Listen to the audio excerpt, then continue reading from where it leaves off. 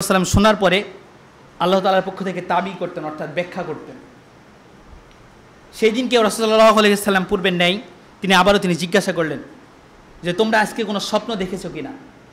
রাসূল সাল্লাল্লাহু আলাইহি ওয়াসাল্লামকে সকল সাহাবী তারা জবান দিয়ে বলছে, ইয়া রাসূলুল্লাহ, আমরা কেউ আজকে স্বপ্ন দেখি নাই। কিন্তু রাসূল তিনি বলছেন, আমি আজকে নিজে একটা স্বপ্ন দেখেছি। সেই স্বপ্ন সম্পর্কে তিনি বলছেন, দুইজন ব্যক্তি আমার কাছে আসলো, আসার পরে তারা আমাকে হাত ধরে উপরে উঠে নিয়ে গেল। এরপরে সম্ভবত সেটা শাম থেকে সিরিয়ার দিকে হবে, শাম অথবা সিরিয়ার দিকে হবে। রাসূল সাল্লাল্লাহু আলাইহি ওয়াসাল্লাম তিনি বলছেন, তারপরে যাবার পরে সর্বপ্রথম একজন ব্যক্তির নিকটে প্রবেশ করলাম, একজন ব্যক্তির নিকটে গেলাম। যে ব্যক্তিকে কি করা হচ্ছিল, একজন ব্যক্তি পাশে দাঁড়িয়ে রয়েছে আর একজন ব্যক্তি বসে রয়েছে। বসে থাকা ব্যক্তিকে দাঁড়িয়ে থাকা ব্যক্তি চোয়ালের মাঝখানে লোহার শিকলি, লোহার আঁকড়া যেটা বলা হয়, ঠিক ডান পাশ দিয়ে ঢুকিয়ে গলার অবধি নিয়ে চলে যাচ্ছে, টেনে ছিঁড়ে ফেলছে।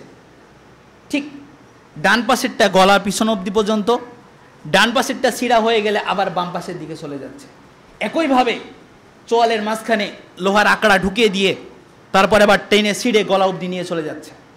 রাসূল সাল্লাল্লাহু আলাইহি ওয়াসাল্লাম তিনি এটা দেখার পরে জিজ্ঞাসা করলেন, এ ব্যক্তি সম্পর্কে তিনি জানতে চাইলেন এটা কি। সেই দুজন ব্যক্তি রাসূল সাল্লাল্লাহু আলাইহি ওয়াসাল্লামকে বলছেন, সামনের দিকে চলুন।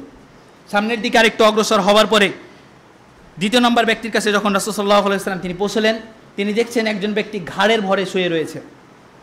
ঘাড়ের ভরে শুয়ে থাকার পরে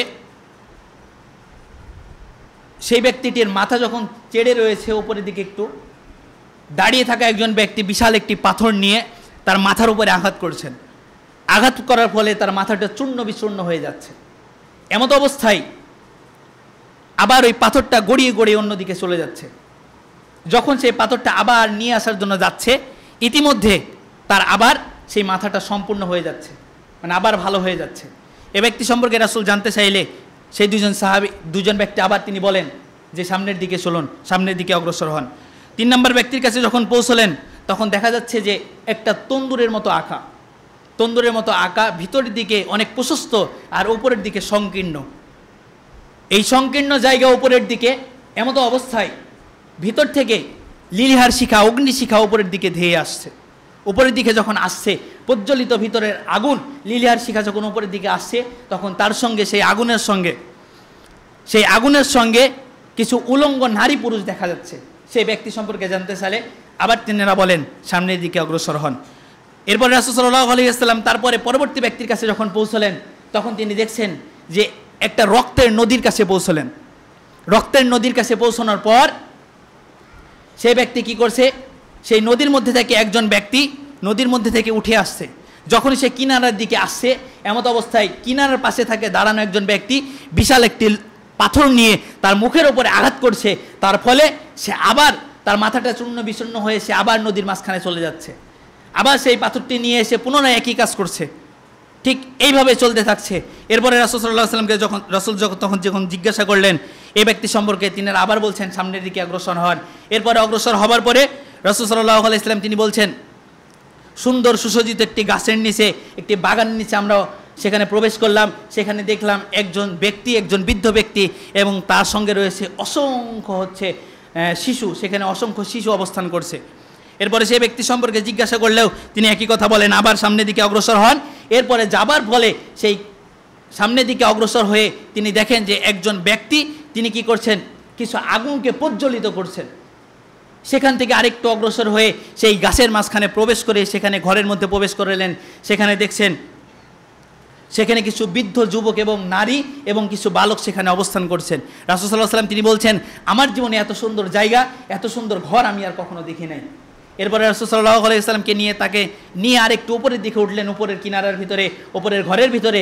এমত অবস্থায় সেখানে তিনি রাসূল সাল্লাল্লাহু আলাইহি ওয়াসাল্লাম তিনি দেখলেন সেখানে অবস্থান করছে কিছু সাধারণ জনগণ এবং সেখানে অবস্থান করছে কিছু শহীদ, অর্থাৎ কিছু বৃদ্ধ এবং কিছু যুবক। এরপরে রাসূল সাল্লাল্লাহু আলাইহি ওয়াসাল্লাম তাকে নিয়ে আরেকটু উপরে ওঠানো হলো। এরপরে রাসূল সাল্লাল্লাহু আলাইহি ওয়াসাল্লাম তিনি জিজ্ঞাসা করেছেন, এতক্ষণ যাবত আমাকে যা দেখানো হলো এর ব্যাখ্যা এখন করো। রাসূল সাল্লাল্লাহু আলাইহি ওয়াসাল্লামকে সেই দুজন ব্যক্তি তিনি কি করছেন বর্ণনা করে বলছেন, প্রথম যে ব্যক্তির কাছে আপনি গিয়েছেন সেই ব্যক্তি ছিল অবস্থায় লোহার আকড়া দিয়ে তাকে কি করা হতো, মানে ডান থেকে এবং বামে দুইটা সোয়ালি তাকে ছিঁড়ে নেওয়া হতো, শুধুমাত্র একটাই কারণে সে দুনিয়ার বুকে মিথ্যাচার করতো। আর মিথ্যাচার করার কারণে তার শাস্তিটা এমনভাবে চলতে থাকছে, কিয়ামত পর্যন্ত তার শাস্তিটা এইভাবে চলতে থাকবে। দ্বিতীয় নম্বর যে ব্যক্তির কাছে গিয়েছেন সেই ব্যক্তি রয়েছে মাথার ভরে ঘাড়ের ভরে শুয়ে রয়েছে। সেই ব্যক্তিটি দুনিয়াতে কোরআন হাদিস জানতো, জানার পরে সে মানতো না, সে অনুযায়ী আমল করতো না, সে রাত্রে ঘুমাতো, দিনে নিজের মতো করে চলে ফিরে বেড়াতো। সম্মানিত উপস্থিতি, এই ব্যক্তি হচ্ছে সেই ব্যক্তি যে ব্যক্তি ঘাড়ের ভরে শুয়ে রয়েছে এবং তার মাথাকে চূর্ণ বিচ্ছন্ন করে দেওয়া হচ্ছে পাথরের আঘাতে, আবার তাকে নিয়ে এসে আবার সেই মাথাকে ভালো হয়ে যাচ্ছে, আবার চূর্ণ বিচ্ছন্ন করা হচ্ছে। এই ব্যক্তি সেই ব্যক্তি যে কোরআন হাদিস জানার পরেও সে আমল করতো না।